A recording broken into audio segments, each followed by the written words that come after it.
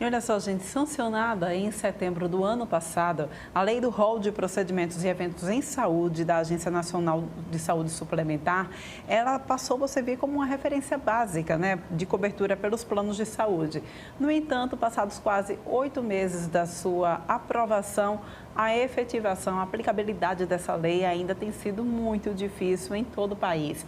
A gente conversa agora com Juliano Pessoa, ele que é advogado especialista em saúde, e conversa com a gente exatamente sobre esses entraves que acontecem bastante, infelizmente, ainda. A gente já te trouxe aqui, inclusive, para falar sobre essa lei no ano passado, e a gente vê ainda que muitos entraves acontecem e a gente acaba abarrotando, continua, então, abarrotando a justiça com essa demanda também em saúde, que deveria já estar sendo resolvida através desse rol que foi aprovado no ano passado, né?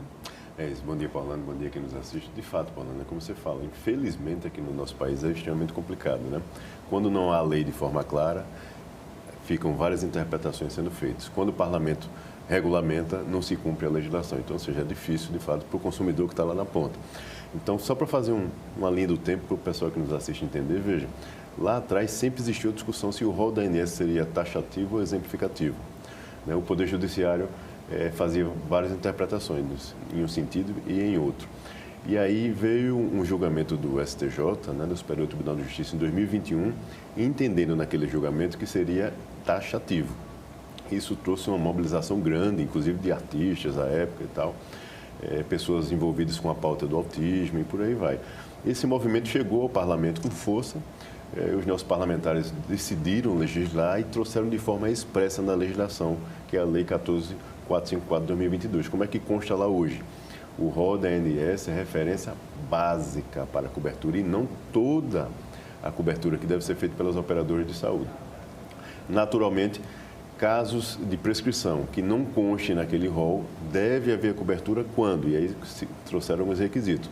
Quando houver comprovação de eficácia científica, né, de evidência científica, quando o CONITEC, que quem faz as inserções no SUS, recomendar, ou quando alguma reguladora de renome equivalente à nossa Anvisa, como o FDA americano, por exemplo, tiver lá a recomendação. Então, havendo uma dessas três, deve haver cobertura naturalmente. Na prática, o que é que o beneficiário lá na ponta encontra? Infelizmente, ainda muita resistência por parte das operadoras.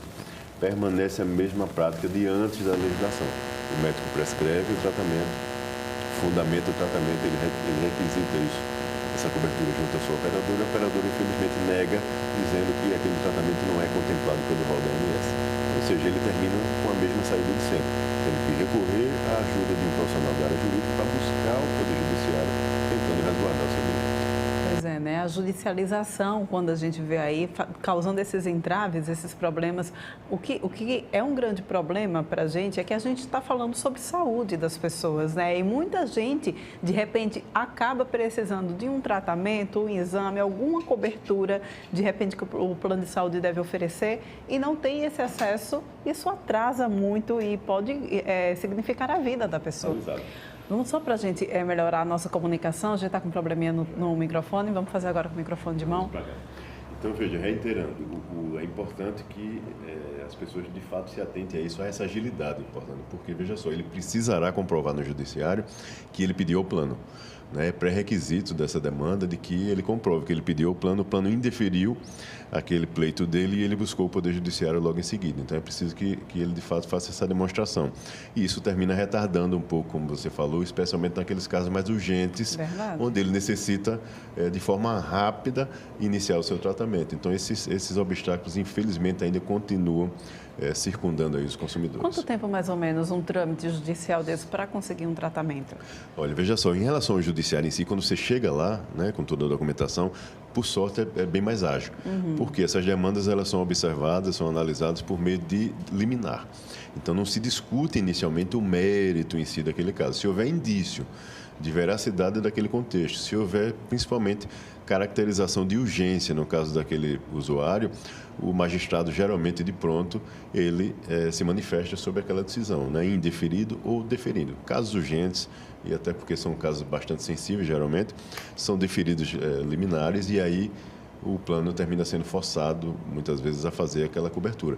Essa, via de regra, é o que a gente encontra. Mas não deixa de ter um estresse no entorno daquele Com contexto. certeza. Né? E vale a gente lembrar, né, que essas normas elas são estendidas para dentistas também, né? Muita gente não sabe disso, mas é estendido para dentista também, né? Exatamente, a lei contempla, né? O dentista, o odontólogo, ele também pode fazer prescrição, né? Pode formular prescrição de medicamentos, por exemplo. Isso é comum, né, na prática diária deles. E essa questão do rol também contempla essa categoria. Então, se houver prescrição por parte de um odontólogo e não constar no rol, segue o mesmo ritual de requisitos em relação à classe médica. Não tem nenhuma distinção. E como nós falamos, é importante que o consumidor ele tenha o hábito de se movimentar de forma proativa nesses casos, Paulana. Acho que é a única saída, né? Pois é, né? Olha, e como é que fica essa questão de a quem cabe resolver essa situação? A ANS que deve fazer, então, a fiscalização dessa situação? Olha, eu entendo que sim, né? A ANS, por meio de uma nota que ela forneceu à imprensa recentemente, ela disse que não. Né? Ela diz que a Lei 14.454 não foi expressa no sentido de manifestar a obrigatoriedade da ANS fazer essa fiscalização. Mas veja, a gente está falando aqui, para quem não sabe, da agência reguladora do país, né, desse mercado, da saúde suplementar.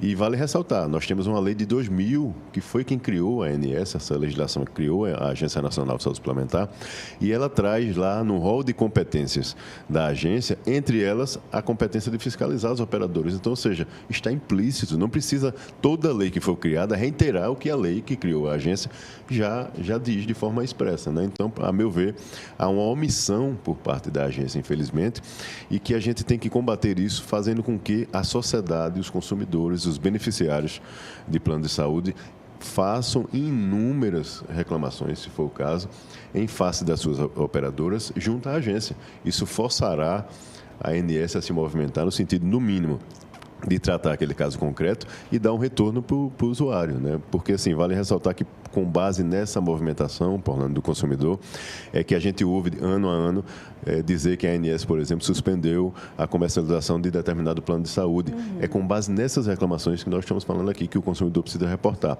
Se você não reporta, a agência, para ela, está tudo bem. Uhum. Esse aqui é o grande detalhe. Então, é importante que as pessoas tenham esse hábito, porque ela faz um mapa de situações que acontecem em todo o país e monitora as operadoras com base nessas informações. Eu sei que a gente sempre te pergunta, mas é importante a cada entrevista a gente reforçar quais são os canais, então, que a gente consegue exatamente fazer esse tipo de denúncia, fazer as nossas reclamações para fazer valer o direito do consumidor nesses casos. Ótimo. Veja só, primeiro, assim, quando ele fizer contato com a operadora, é importante que ele, com a própria operadora, solicite, naturalmente, de forma direta, a fundamentação daquela negativa, né, como nós falamos. Com base nessa fundamentação, ele pode abrir uma reclamação em face daquela operadora junto à agência, pedindo ajuda à agência. Então, ela vai analisar aquele caso concreto e dar um retorno para aquele usuário. Se não for satisfatório administrativamente, portanto, ele pode recorrer aos órgãos de proteção e defesa do consumidor e, em seguida, a depender da urgência, já procurar um profissional da área jurídica especializado nessa área para poder tomar as medidas cabíveis e, infelizmente, buscar o judiciário, que é quem vem resguardando o direito desses consumidores. Pois é, muito obrigada pela tua participação aqui. Eu que agradeço. Mais uma vez no nosso estúdio, tá bem?